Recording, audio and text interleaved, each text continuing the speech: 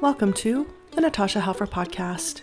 To help keep this podcast going, please consider donating at natashahelfer.com and share this episode. To watch the video of this podcast, you can subscribe to Natasha's channel on YouTube and follow her professional Facebook page at Natasha Helfer, LCMFT, CST-S. You can find all her cool resources at natashahelfer.com. The intro and outro music for these episodes are by Otter Creek. Hello, everybody. This is Natasha Helfer. I'm a relational and sex therapist, and this is my podcast where we try to attack shame and get healthier through education, stories, relationships, all the good things. Today, I'm super pleased to sit down with Jeff Stewart. He has written this book. It's also behind you, I can see. So it's called Living Inspiration from a Father with Cancer, where he writes a lot about his journey. And it hasn't been that long. It was really only a year ago, right, Jeff? That you got That's right. the initial diagnosis. Yeah. So it's been a very interesting year, I'm sure, for you. And you, I think, dealt with your condition by writing. And I think a lot of it had to do with wanting to leave snippets of your own wisdom to your kids and just journal and things like that. So we're going to talk about what that was like for you. You've been through surgery, you've been through a lot of treatments. I think along the way, you didn't really know a lot what your prognosis would look like. I think it's looking hopeful right now, but we'll definitely get talking about that. But yeah, why don't you kind of spend some time introducing yourself? I kind of hate it when people introduce me. So why don't you introduce yourself a little bit and tell us about you, just kind of on the brief. Yeah, thanks so much, Natasha. I think if people know me and my voice sounds familiar, which is possible, but it's not impossible, put it that way. I was on Jeopardy now 29 years ago. I won the college tournament when I was a student at Brigham Young University. I got second on the Tournament of Champions and then was a scrub out on the Ultimate Tournament of Champions in 2005. My wife has also been on Jeopardy. So there was a time, Natasha, where I was recognized everywhere. I was recognized in, New York City, Amsterdam, London, on planes. It is actually kind of an odd and interesting, nice and not nice feeling just to be on display everywhere. I had that for a time with my life, no longer, but that's where people might know me if I do sound familiar. Now, for the rest of you, I'm a father of 7 kids. I have a molecular biology graduate degree, and I work in healthcare. I'm an advisor to pharma companies. And as Natasha said, I got a cancer diagnosis, a surprise diagnosis, but aren't they all, when I tried to donate my kidney last summer. And a surprise, you have cancer. And thank goodness they spotted it, because it gave it at least a chance that it would not kill me. Yeah. Tell me a little bit about that. What was your impetus for wanting to donate a kidney, and what were you thinking? Because in a way that kind of saved your life, right? I mean, because they probably wouldn't have found the cancer until much more advanced if you hadn't gone in for that. Exactly right. Yeah. I have 2 cancers, or had at least, I may still have 1 cancer. One of them is very likely resolved. I had a cancer in one of my kidneys, and I had a separate cancer, just randomly, in my stomach. That first one solved through surgery, and as you suggest, if it hadn't been discovered on a random CT scan for transplant, then it just wouldn't have been discovered. These cancers are deadly because they are so seldom spotted. My stomach cancer was on a bypassed part of my stomach, so I had gastric bypass over a decade ago, and that cancer is spotted by people having problems with their digestion, but it's bypassed. It's not hooked up, or wasn't at the time. So there was nothing to feel and nothing to see if you went down there with an endoscope, which had happened about a month before it was discovered on CT. There's just nothing to see, nothing to feel, no symptoms, extraordinarily deadly because of that. And so both of these, it just the luck involved is huge on that. I think you also asked me, like, why donate a kidney? It just part of my work. I worked on several different kidney drugs over the years, and just different projects for clients.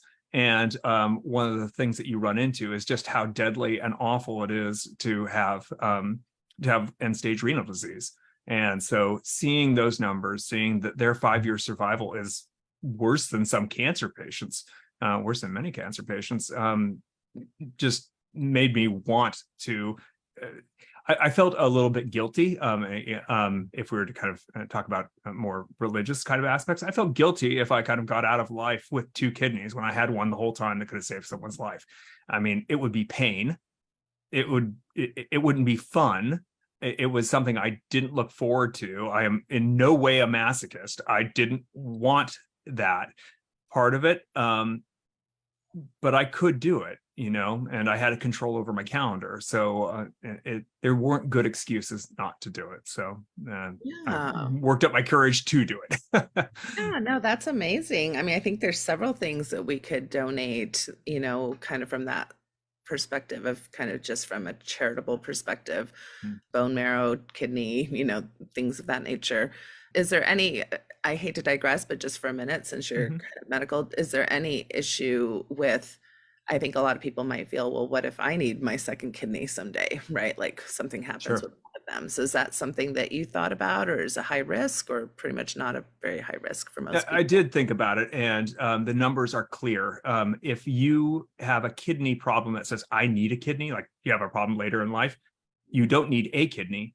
You've lost both of your kidneys. That's why you need a kidney. They go in 2 or they never go at all, unless you were something like shot like John Locke on Lost through your kidney. And that's the only way that you end up, like, I guess he wasn't actually shot through his kidney, but like that's what it would take for you to need, say, well, I needed that backup kidney. Even now, I don't need my backup kidney. They removed the tumor from the original kidney, and the original kidney is still sitting there, a little bit smaller, but it's fine. And then the remaining kidney grows like a starfish and takes over the role of the kidney that's been lost or donated. So no, there wasn't really a good reason not to do it, and the risk is essentially zero. The risk of the surgery, the health outcomes are the same for people that are before or after, those that give kidneys and those that don't. And so they're just, all of those things fell away once I went into the papers and the numbers, which I'm trained to read. That's my normal job. But if somebody's worried about donating a kidney, that's not usually the valid reason to have a concern. If you have a valid reason, it's about time off. Can I spare the time off from work? Right. Right. Awesome. Thank you for that information. I learned a lot reading your book from a scientific perspective, but let's go back to kind of the original moment, right? When you hear those words, cancer. I think all of us are so profoundly concerned about that word. Many of us have had some type of cancer. I would say all of us know somebody who's had cancer. And then many of us also know people who have died from cancer. So what is that moment like when you hear those words? Well, for me, the immediate thing is maybe not the same reaction as someone else. My immediate thought is, okay, what kind of cancer is it? What stage is it? And now can I look up the statistics to see how my life is going to be? Is it going to be horrible? Is it going to be short? Is it going to be long? Is it going to be almost certainly curable?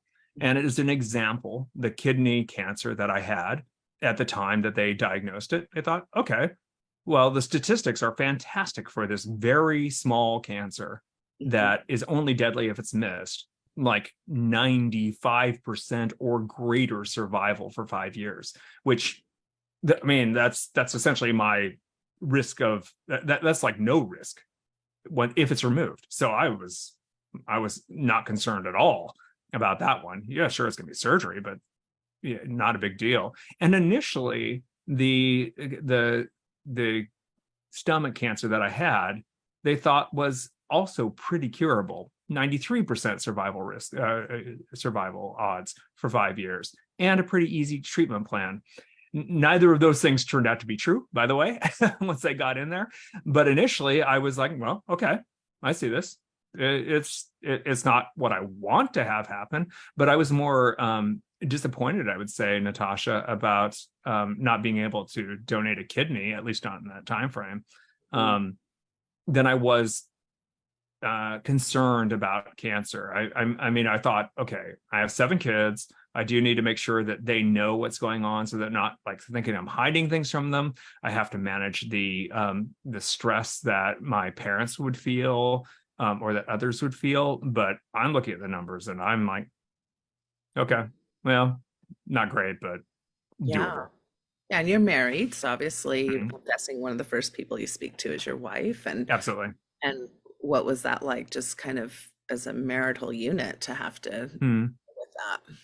She's very much, my wife Jennifer is very much, well, let's just see what happens sort of thing with it. So she doesn't get too excited about things that might happen, or too depressed about things that might happen in a bad way. And that it's just, okay, well, let's see. So she didn't have quite the, like, as I'm looking at things, I probably had more ups and downs with emotionally, because I would look at something and go at times. I mean, I had doctors tell me that I was stage 4 metastatic based on what they saw with a very serious cancer. Now, this is 3 months down the road from diagnosis. They were wrong.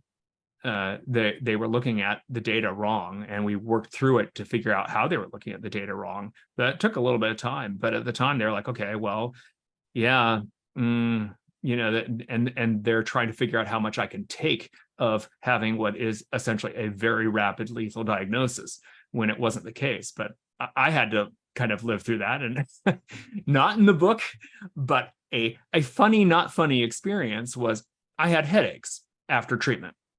I had some, or not some headaches. I had some lower back pain that was pretty bad after treatment. And so at some point, they're like, well, let's have a CT scan of your head. Maybe you have brain metastases, which would be, of course, rapidly lethal, et cetera. And I went, got CT scan, sitting at dinner at, Applebee's or something like that, and get the text, oh, hey, your results are available online. So I click on them. The very first thing I read is indication brain metastases. I'm like, oh, Jen, I'm so sorry. But let me just read the rest of this to be sure, and then scroll down, and they're like, impression, no brain metastases. So it's like the way it's written. Oh my gosh. Indication brain metastases is what they're worried about. That's like, and then by the end they tell you, no, you don't have that. So I did have 30 seconds there where I was pretty sure I was dead. Yeah, so that's got to be difficult, right? Kind of going into it fairly optimistically and thinking, okay, we've caught this early, I've got good chances. And then what were the factors that led to all this ambiguity and not really knowing what? Yeah. So the kind of cancer I have is called a diffuse type gastric adenocarcinoma, and it has an FGFR2 mutation. Now, all of those words, you don't have to understand what any of those words mean, other than they are bad, bad, bad, and worse.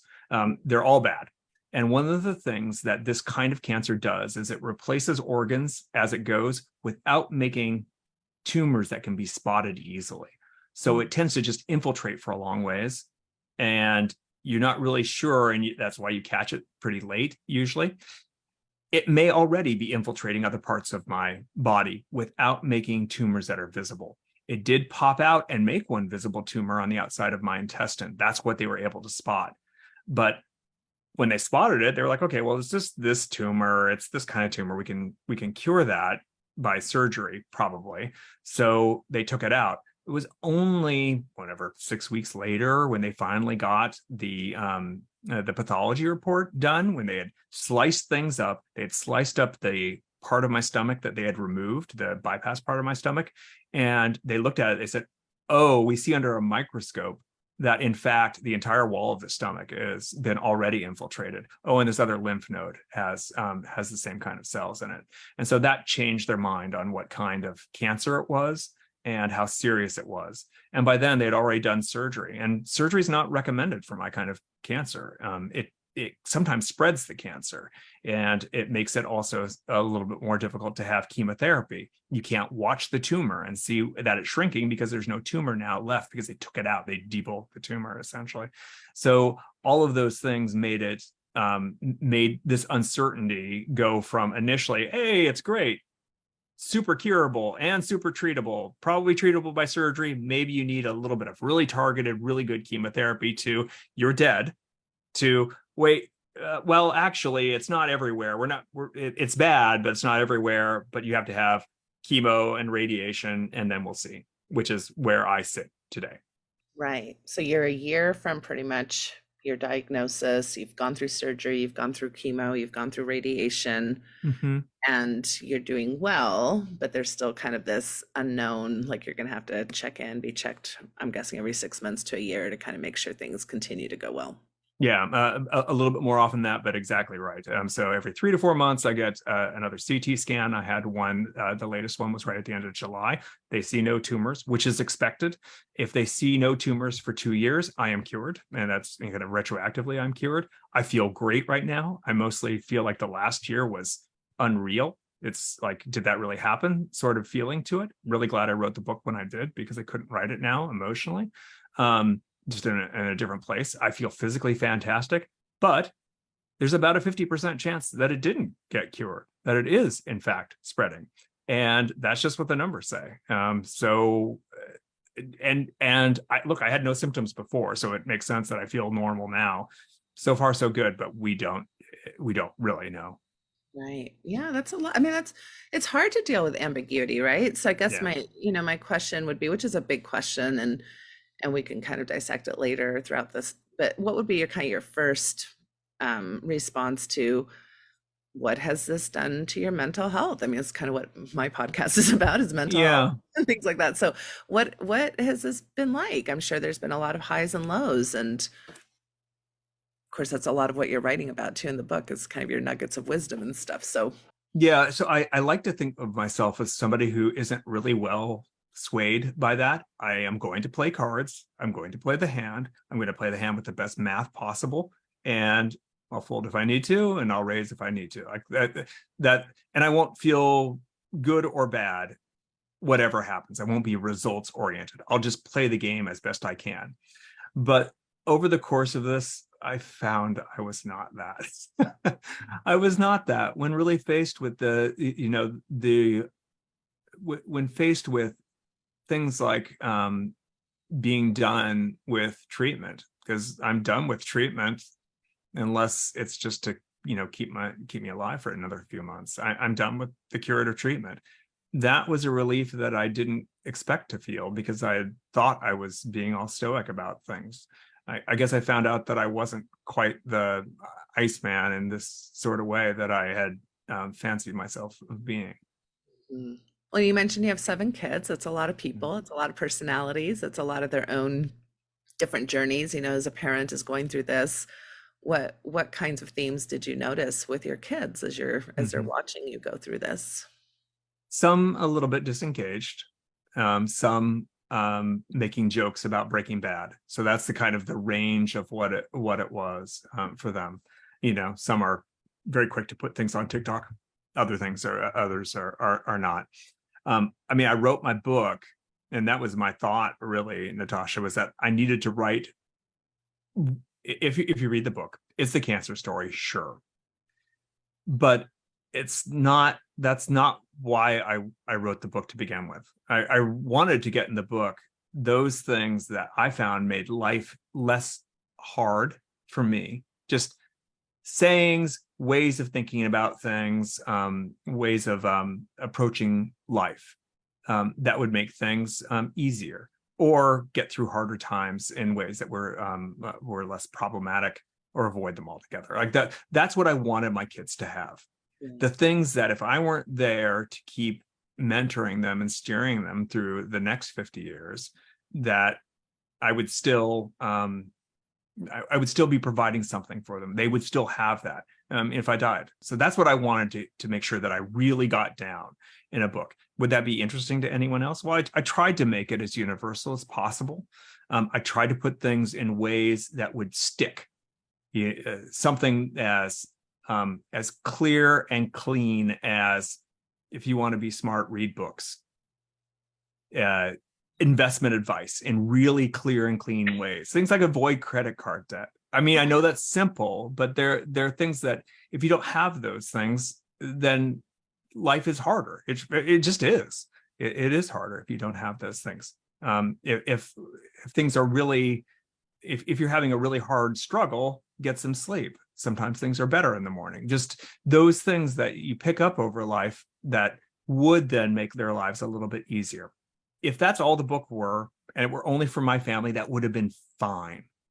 But as I was going through cancer and putting what I was experiencing on Facebook and the way I viewed it, because molecular biology, work with pharma, I don't know everything, but when I go in and talk to my doctor, or if I look at the reports that come out, there are a few words I don't know and have to look up, but mostly I got it. Mostly I understand it. Mostly this is a normal day for me. So if I'm out there kind of saying, well, this is what I think is important, this is how I think through it, this is what worries me, this isn't, and I put that out on Facebook, people were saying, Jeff, this helps me to understand my parents who went through chemo, and they just didn't know what to say. They didn't know what to talk about. They didn't want to talk about it. It was emotionally too difficult. I didn't talk to them about it, and they died. And this helps me to understand them, or grandparents. So I realized that more than just giving some proverbs for my kids, that putting my cancer story in, this is how you look at it from kind of a scientific perspective and an emotional perspective, hopefully a little bit pulled back from some of the emotions that initially would be there, but then really stepping into them later on, like that would help people also. So I could see more of a reason to do this book than just my kids, that there would be something more for everyone else. And then, hey, if you want to hear what it's like to be on Jeopardy, we can, I think I earned that. So I can say that as a writer. I can take you through some of my life story, which has been fun. Yeah, I thought there was three components to the book. I think all things that I would want to share, especially with my kids, right? If I was in your position. One was just your story, just your history, what you've been through in your life, kind of interesting aspects. I think it was your son-in-law who kind of interviewed you for those kinds of He questions. did. So those were interesting chapters. And then of course there was the cancer story, right? So you were kind of keeping kind of like an ongoing journal of what was going on and what were the news that you were getting along the way and what the treatment was like. It was really interesting interesting is probably not the right word, but the pain level that you described, as far as some of the symptoms, side effects, right, to chemo and things like that were very painful to read. And then the third part was these nuggets, right? You have these little, like, I think you call them inspirations. And so they're just kind of scattered throughout the book, and they're short, they're these like little short things, like, here's some little advice, right? Like if you want to be smart, read, right? If you want to invest, do it this way, right? So anyway, so it was really, I think, lovely how you kind of formatted that. And I hope that it was a helpful process for you, as something that you were focused on during this time. Let's go back to the cancer stuff. So I did find it very interesting that you came from this kind of medical microbiology type of perspective. You had quite a bit of thoughts in regards to treatment. I think a lot of times when I've seen a lot of people go through cancer, or I hear people going through cancer, there is a desperation, right? So there's like, well, what treatments are there kind of from the medical, maybe Western medicine type of format? What are holistic approaches? Should I change my diet? Right. And there can be, I think throughout the book, you talked a lot about conning. There's a lot of conning that happens when people are in desperation, that and they can fall for things that are really not supported by data. So I'd love to hear your thoughts. Just talk through, you're obviously a very data and evidence-based person. Yeah. And you'll find it if you get cancer. Your relatives will find it if they get cancer, is that immediately you are swathed by bad advice and con artists that are willing to sell you anything at very high prices with promises of 100% efficacy. They really prey on those that are quite desperate. It's gross. How do I know it's gross and not just, well, I mean, look, there are lots of other things out there in the world. Like, how can you be sure that this won't work? So people have tested this. They took patients who followed oncology, what their oncologist said, and they compared them to patients who said, I'm not going to do that. I'm instead going to do alternative medicine and to see how close they are. I mean, if oncology is no better than other medicine, they would have about the same outcomes. If one is much better than the other, then one would be better than the other. And the answer was not one is a little bit better or one's a little bit worse. It was one is extraordinarily deadly and the other one is not.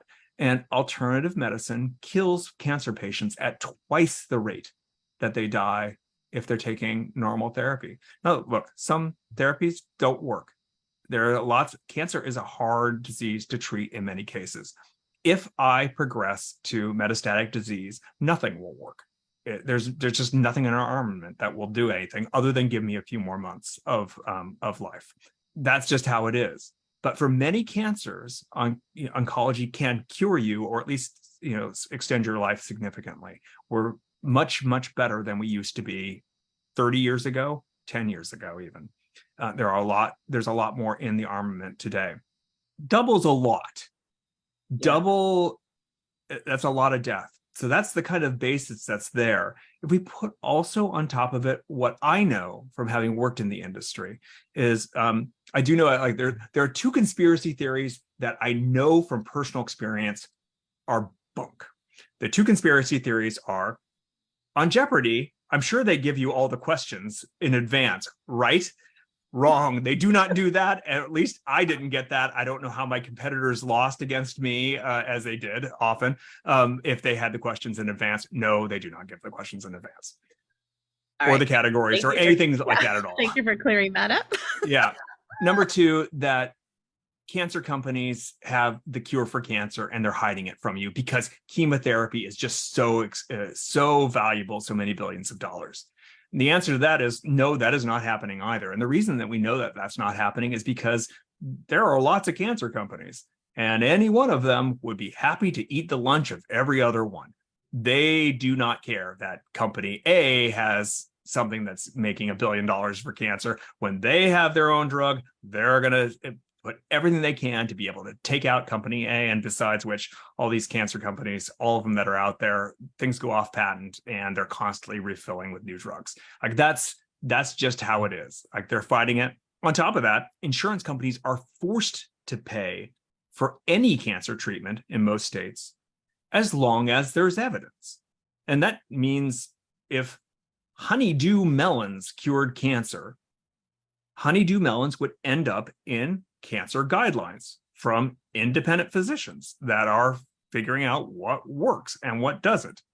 If that works, it will end up in the guidelines. And insurance companies will be forced to pay for honeydew melons, even very expensive honeydew melons. That's our system is set up in such a way that if there is evidence, insurance companies kind of have to pay for it for cancer special. So if something is out there, they're like, well, it's not like, they're not going to tell your oncologist, is not going to tell you, there's not evidence for it. Something's bogus and bunk because it's not in the cancer guidelines. Those guidelines are updated all the time, every month.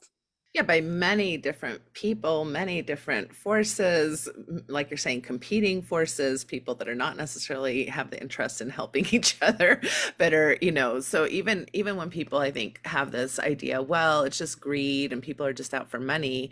Money is definitely a piece of it. I mean, absolutely. You need money. I mean, you mentioned in the book that it was really interesting where you started talking about treatments and that even the best of treatments, like 90% of them, even when they're kind of winning, don't make it to the end. No. And billions of dollars oftentimes, or millions of dollars, have definitely been spent on trying to get those treatments to the point of actually getting into a person's body. So yeah, can you share a little bit about that? Sure. And I've been on some of these projects where company A has acquired company B, and company B, very large company, they had drugs in their pipeline that were cancer drugs. And they're like, well, it looks like it's failing. So we got to get rid of this one. What do we do? Like I've been there on that. Almost everything, as much money as people put into drugs that look great in a mouse, look great in early trials, they put it in people. of all the things that people spend so much money and time and work on, of all those that get actually tested in actual people, more than 90% of those fail in cancer. Cancer's tough. It just is. Yeah. Yeah, which also I think sometimes people don't understand how much money goes into those investments that end up failing, right? And so, but there is a distrust, I think currently, especially in the current climate of pharma companies, so I think all this information is just really helpful. Do you want to say anything about distrust of pharma? So yeah, pharma is under a microscope constantly. I mean, from not from you and me, though, from you and me and the Wall Street Journal and the New York Times for sure, but from the FDA. So data are where they are really under a microscope. They have to be. No one trusts a pharma company. FDA certainly doesn't. I mean, there is no real trust with that. They have independent boards looking over their data. The pharma company doesn't even know what the data are until the independent boards tell them what the heck is going on with their data. Yeah, you're right not to trust. It's a lot of money. I don't trust. Nobody does. They check, they verify, they have independent breaks on things to make sure that people do the right thing, because they have no other choice, because they go to prison if they do the wrong thing in that. And there are examples of people that go to prison because they did the wrong thing, almost never in the data side, because that's watched so carefully. There are a lot of eggs in that basket, and that basket is watched like a hawk, to the point that it's really hard to get things through the FDA because of how hard that's watched. On the other side of the business, a pharma company, are they going to act like, try to make as much money as possible? Absolutely. Of course they are. I mean, they're a business. I mean, they're in the healthcare business, which is like, people are in the music business are kind of into music. People are in the healthcare business, they're kind of into health, they're into healthcare. They really are. I mean, people are here because you're trying to save people's lives, but the money people are in there for the money, and make no bones about it. That's just what they're there for. And that's just how it is. I don't expect anything more or anything less from a corporation than that they're trying to make money that way. But we have great regulation to stop them from lying to us. Right. No, that's good. And so I'm going to conflate here cancer a little bit with COVID. I mean, one of the things that you got challenged on or even attacked about was the fact that you had chosen to get the COVID vaccine. And now people were blaming your cancer diagnosis on the fact that you had gotten this COVID vaccine. I'm going to read an excerpt, if you don't mind, from your book. It said, a lot of things cause gastric cancer. If I had a genetic disease, that would be clear. I've been exposed to many DNA mutating agents. I worked with probable carcinogens on our farm and with known carcinogens in molecular biology labs. I worked at one nuclear weapons lab and lived downstream from another. I repaired thousands of radiators with lead solder. I've flown in enough airplanes to be hit with more than my share of cosmic rays. I eat bacon. H. pylori causes gastric cancer, and I could have been infected with that ulcer-causing bacterium anytime over my 50 years. I once tasted a carcinogen during a college chemistry exam. I had thought the sample was salt substitute and wanted to confirm. Didn't taste like salt, it burned. I had mercuric chloride on my own tongue. So from my training, I know what did not cause my cancer. I know it the same way we all know that rock and roll music didn't start a house fire. That's not how fire works. Whatever caused my cancer could not have been a COVID vaccine. And you go on to share some of the research around that. What is making it so difficult for people to listen to kind of common sense science these days? This is not something I expected to happen in my lifetime. I felt like when I was going through high school and college, like excited about science and all the scientific, forward progress that we were making with disease, with, starvation, with environment. I mean, not that it's always perfect, but boy, have we made leaps and bounds over the last 100 years, even 200 years for sure. So what do you see as far as this backlash for science that we're currently seeing? It's complicated. So there are several different motivations that I see as I kind of look at it and try to help people through to understand reality as I see it, but as the data say also. It's different for a person who sincerely believes something that's wrong, and a person who is smart enough to know better and informed enough to know better, but chooses to tell a mistruth to get something out of it. And it's that second group that I am not an easily angered person. I don't have a temper, Natasha. I don't have much of one at all.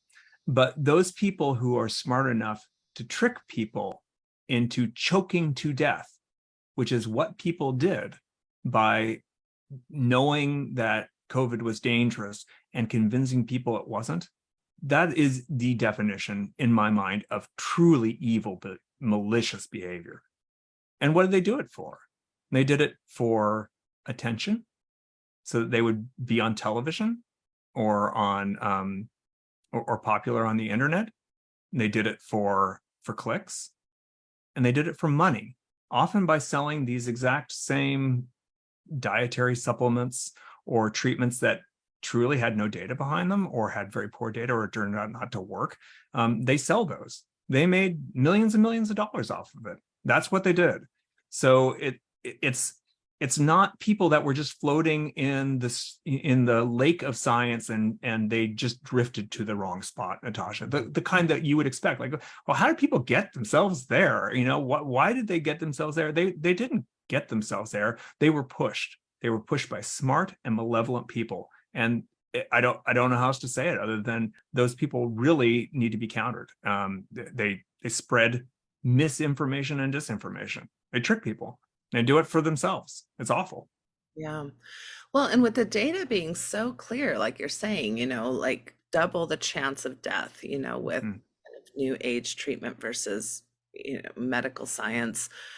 The COVID statistics were awful. You had, I didn't know this about you, but you had a role in thinking about the BiPAP machines, turning them into ventilators. Can you tell us a little bit about that? That was fascinating. Yeah.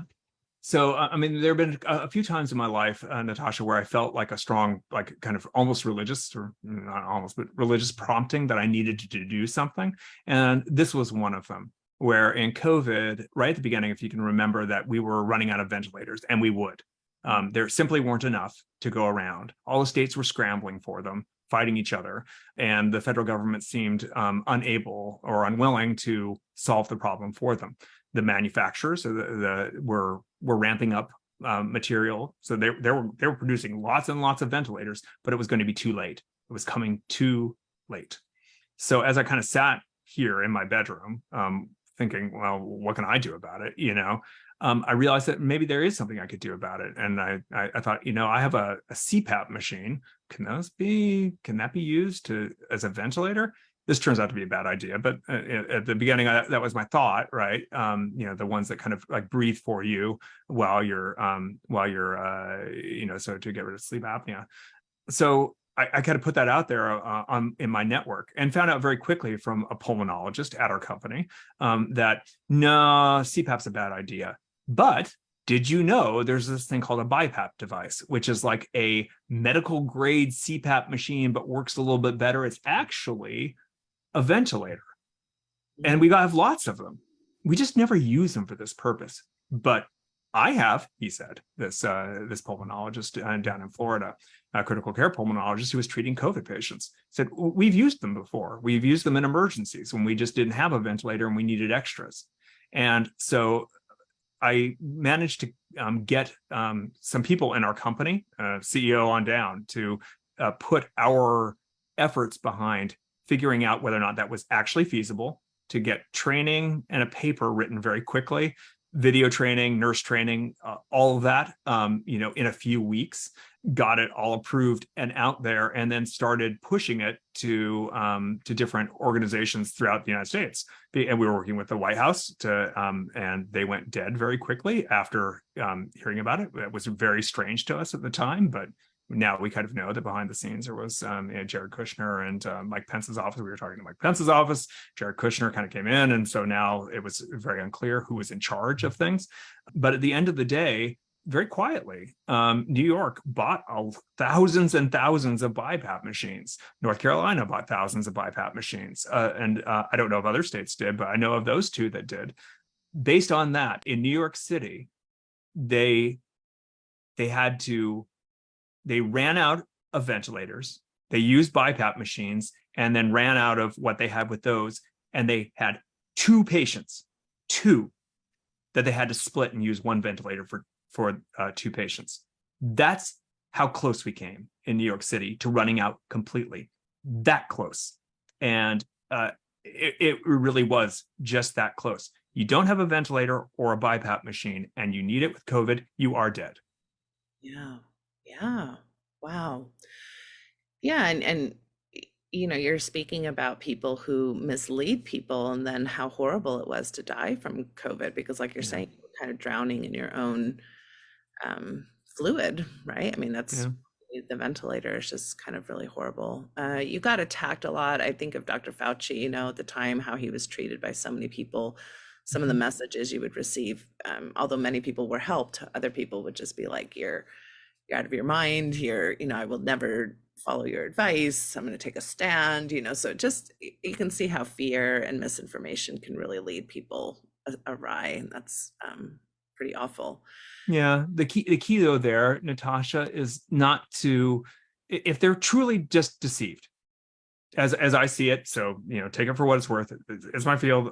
I think I know when somebody's wrong in this particular area, what's right. I know what the data are. If they're just truly deceived, care for these people, be friends with these people, help them. Like, what do I need to do to make their life better? And that's a very different place to be than I am going to come up with the wittiest, most cutting remark that I can to show that this person is a fool. That is not helpful at all. Instead, what does this person need to make them be in a better position to protect themselves and those that they love? And I think that matters. I mean, one of the things I say in the book is that propaganda victims are victims. Don't blame victims.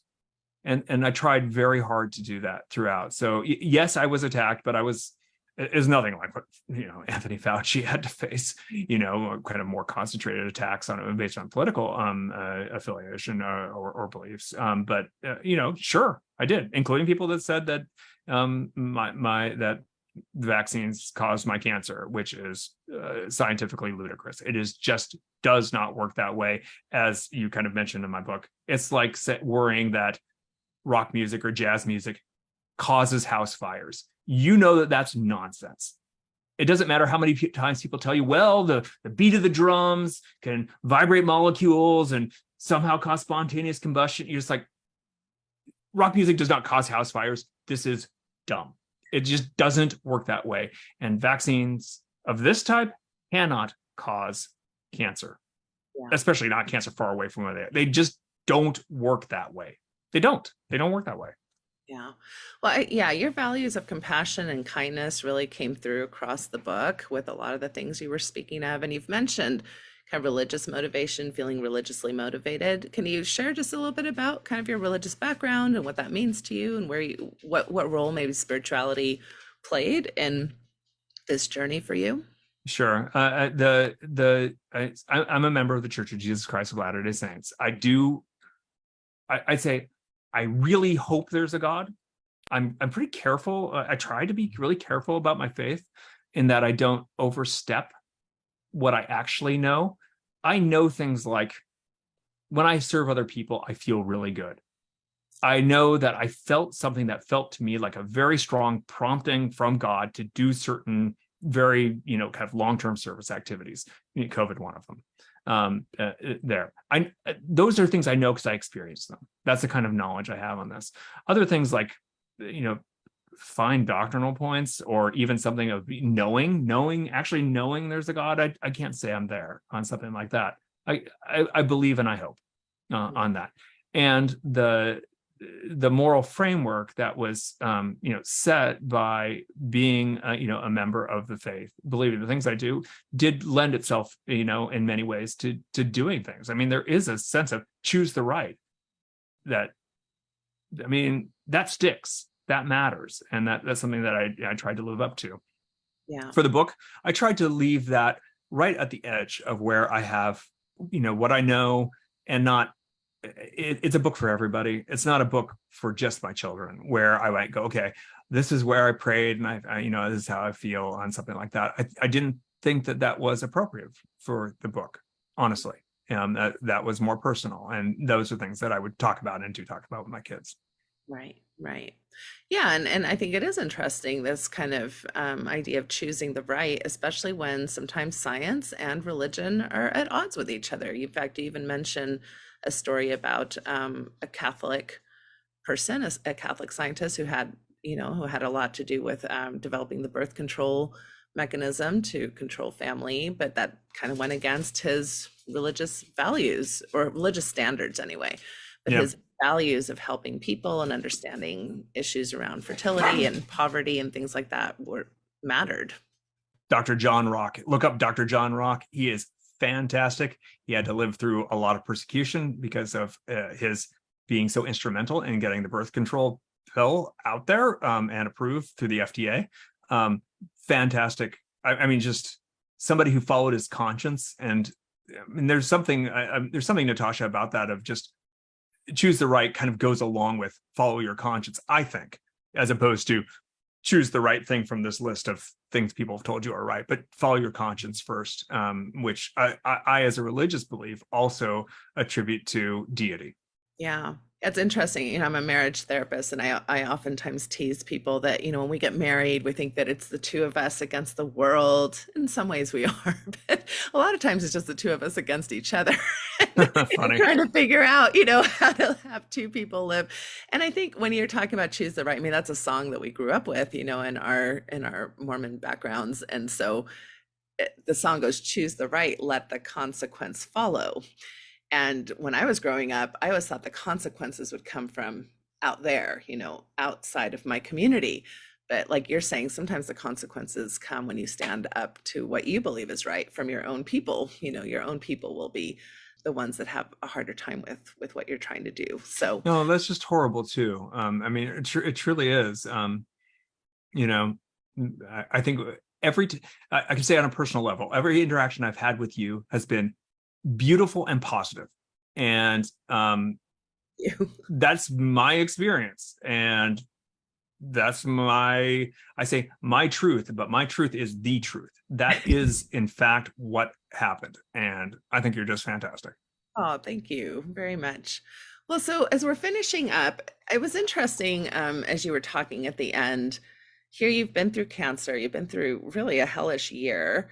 And I always find, like, especially when I work like with sexual trauma survivors or things, there's a lot of things in language, right? So some people, for example, really find power in calling themselves victims. Sometimes people find power in calling themselves survivors. Sometimes people find power in calling themselves thrivers. One of the things that really stood out to me as far as your own language and things that you found is that a lot of times there's this language around cancer that you're a fighter, that you're battling, you're getting up your arms and going to battle to fight this disease that you're gonna beat.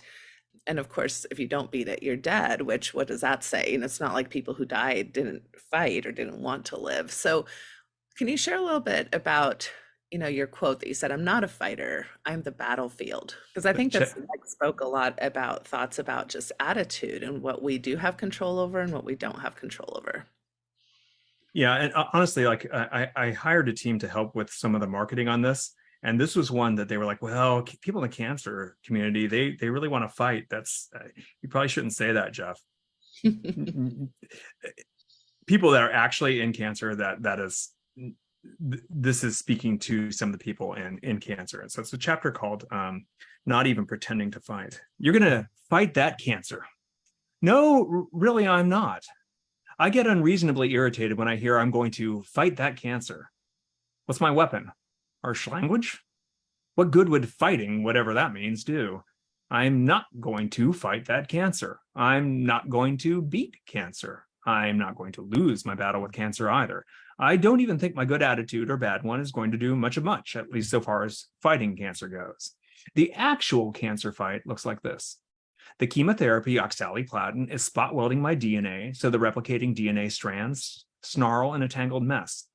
The oral chemotherapy 5-FU prodrug, yes, there's a chemotherapy called FU, figures, The oral chemotherapy 5-FU prodrug is keeping new DNA pieces from being made and poisoning whatever DNA manages to copy itself despite the oxaliplatin welding.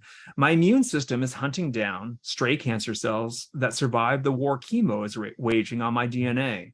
In 3 months, chest radiation will blow double-stranded breaks in my DNA, mortal molecular wounds. If the actual fighters kill every last cancer cell, then I live. If even one cancer cell lives, I die. I'm not the fighter. I'm the battlefield. Mm. Yeah, I thought that was really poignant because although I think attitude does matter in life, and I think you shared a lot of those nuggets, about how people can think about things, but at the end of the day, it's not like the people who died from cancer had a worse attitude than the people who have lived, with cancer. That's not really what's making the difference. So you're going back to the science. You're saying, no, it's the science, it's the mechanism. That's what is either going to work or not work for a variety of factors. And I thought that was really powerful. I think you also said that you didn't really always know what to say. It segues to the last piece, from the last piece. Why do people say, oh, you're looking great, Jay, you just keep up the good attitude. Like, yeah, you'll be fine. You'll be fine. You're going to fight that cancer.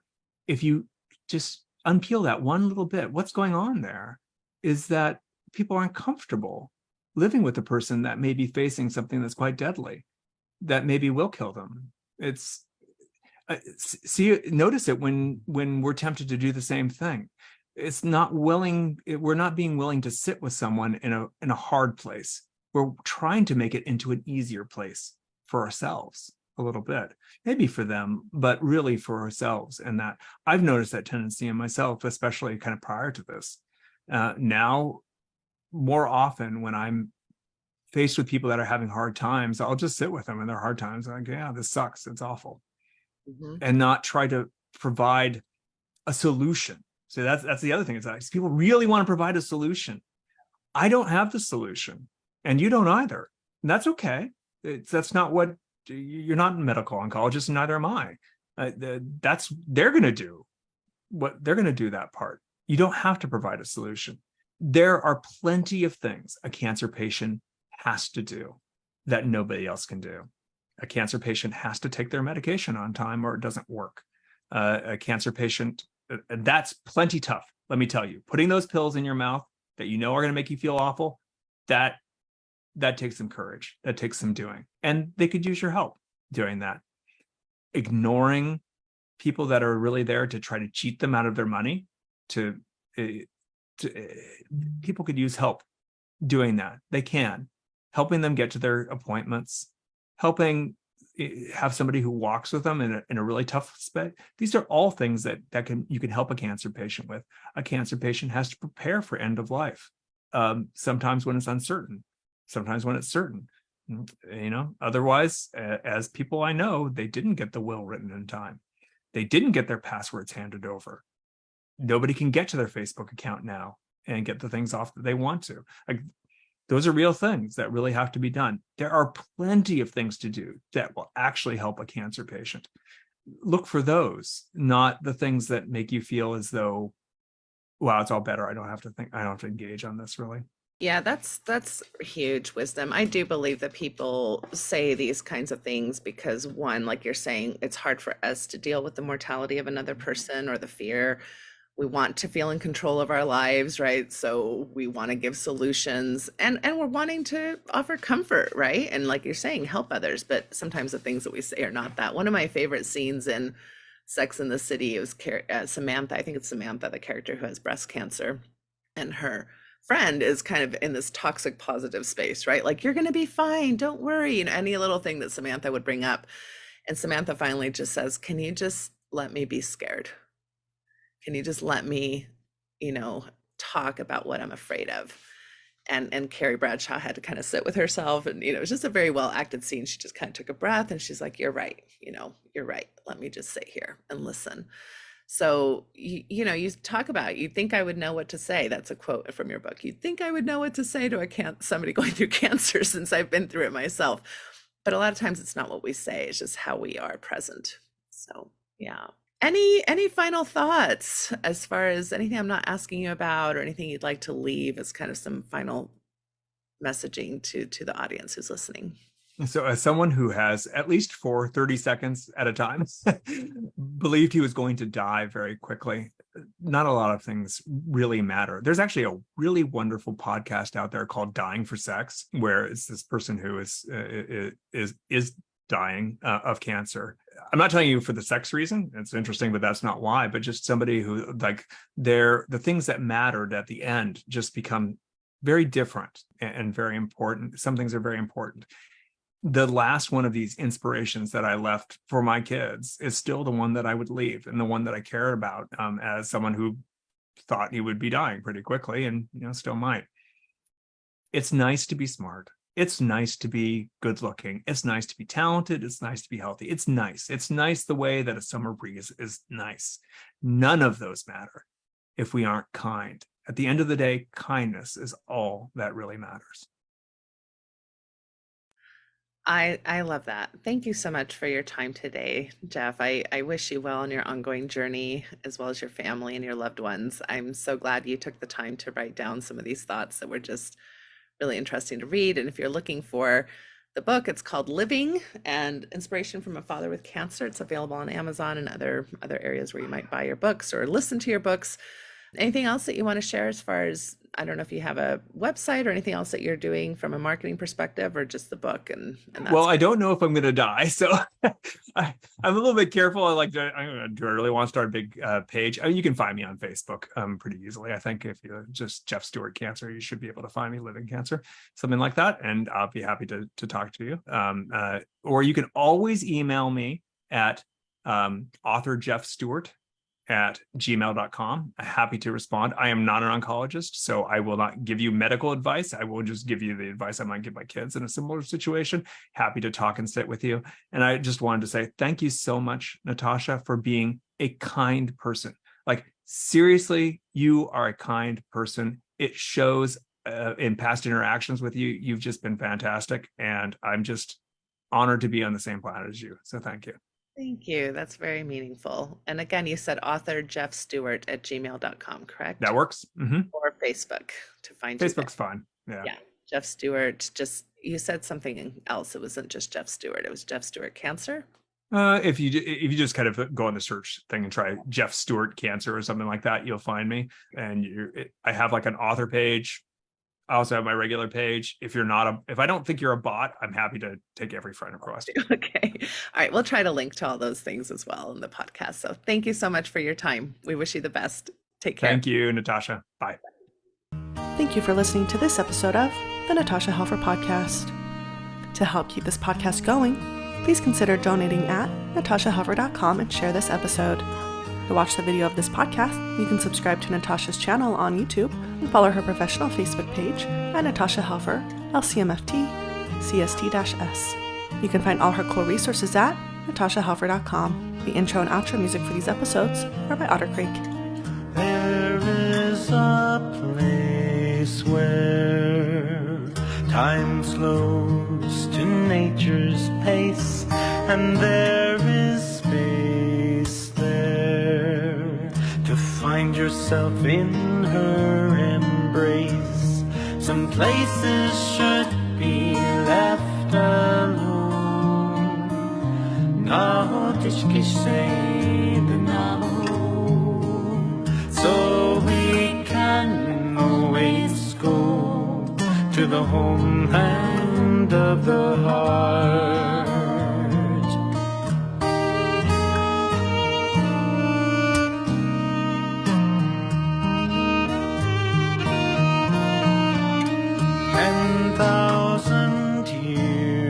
Of our human history etched on her canyon halls, alongside Earth's mysteries.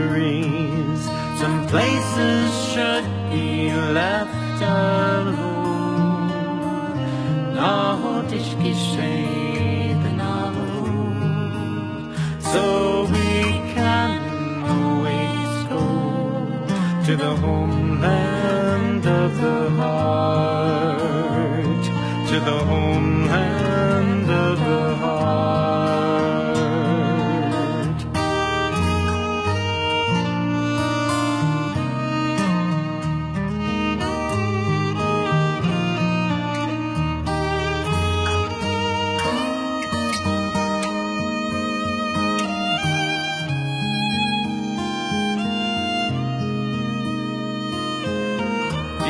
in our cities.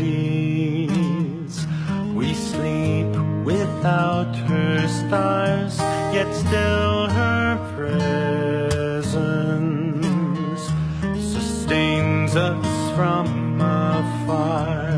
Some places should be left alone. 나오듯이 세이드나고, so we can always go to the homeland of the heart, to the homeland of the heart, to the homeland